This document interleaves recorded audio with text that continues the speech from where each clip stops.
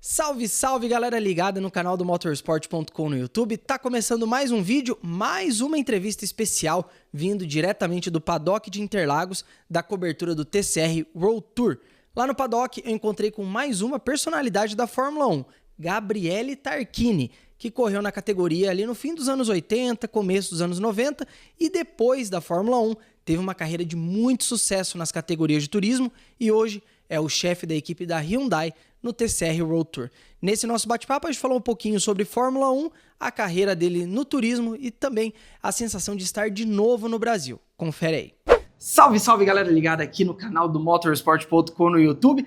A gente está aqui em Interlagos, cobertura do TCR World Tour e aqui comigo um convidado mais do que especial, um nome que muitos fãs aí brasileiros de automobilismo conhecem, Gabriele Tarquini. Gabriele, thank you so much for joining us here. Is this your first time in Brazil and how long? Because I know you raced here in a lot of tracks before. You raced here in Interlagos, Rio de Janeiro as well? Yeah. Curitiba with the World Touring Car Championship. So how long has it been? Many years ago, unfortunately. I started racing in Brazil in Formula 1. If I'm not wrong, race, Rio, Jacarepaguá at 88. And after we came in 89 in the new Interlagos, 89, 90, 91, 92. So 4 times in Formula 1. And after I raced another time in DTM in 96 in Interlagos. Oh yeah, that's right. And as well many times in Curitiba. So coming back here to Interlagos after all these years, does it bring back memories? Yeah, a lot of memories, especially Formula 1. I mean, it was great at this time with the Senna times, because it was at the same times of Senna PROST in McLaren. Unfortunately, I was racing with a small team, but I enjoy a lot with this monster. I mean, because at this time there was a lot of names. Also, Nelson Piquet was there. A lot of Italian as well, Patrese, Alboreto. Yes. So we enjoy a lot. Well, you were part of the grid in what many people call the golden age of Formula 1. How was it to be part of the grid back then?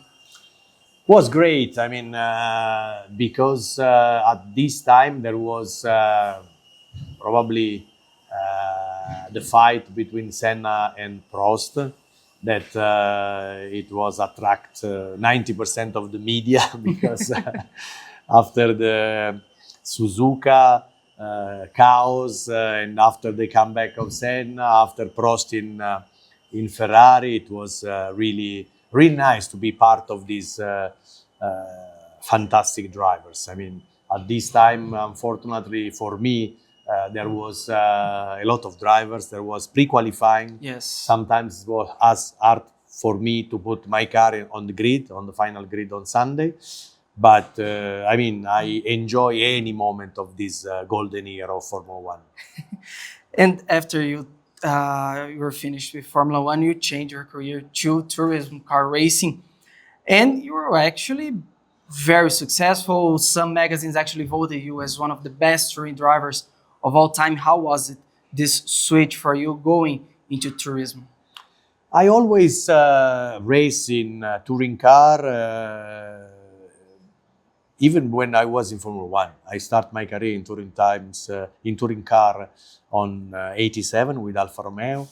I spent some season with BMW, 88, 89, 90, 92. And after I jump on Alfa Romeo. And to be honest, I always sit on the fantastic car. I mean, probably the best team.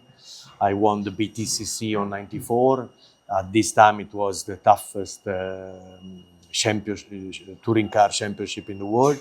And after I won 2 world titles in 2009 and 2018, my last one with the Hyundai. So I think it was a sort of revenge for me because I never won in Formula 1. My success was limited by the car I was using, but in touring car I was sometimes in the very good car, very professional team.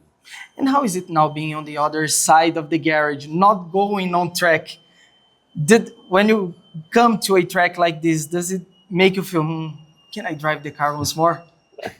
My driver knows that sometimes I ask to them to move from the seat, and I can drive. If I'm not happy, I can jump in the car and drive. But part of these, I mean, I stopped racing in 21. I had a fantastic career. I raced very long because I stopped when I was 59.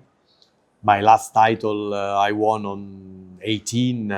I had 56 years old, and so I'm very proud of my career on racing. And after I decided to take care about the team, I had a very good relationship with Hyundai, with this Korean team, and I decided to continue with them.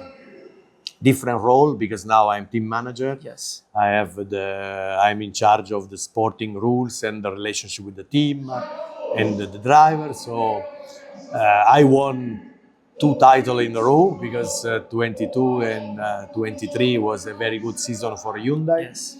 The first one with Ascona, the second one with Norbert Michlich.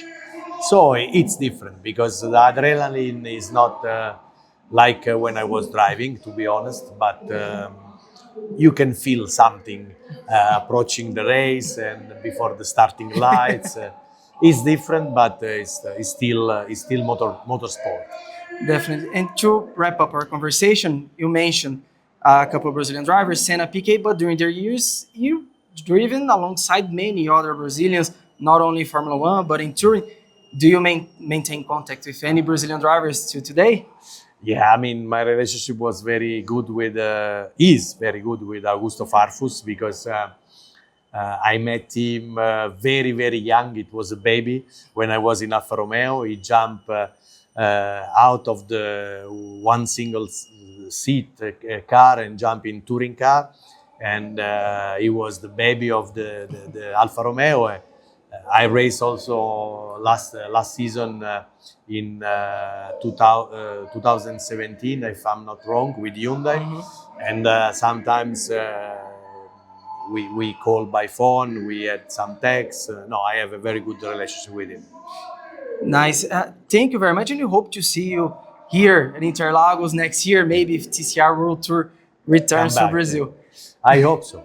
É isso aí, galera. O vídeo de hoje está chegando ao fim, mas não esqueçam, ó, like aqui no vídeo, se inscreva no canal e ative as notificações, porque a cobertura do mundo do esporte a motor aqui do Motorsport.com não para, tem muito mais vindo por aí. É isso aí, valeu e até a próxima.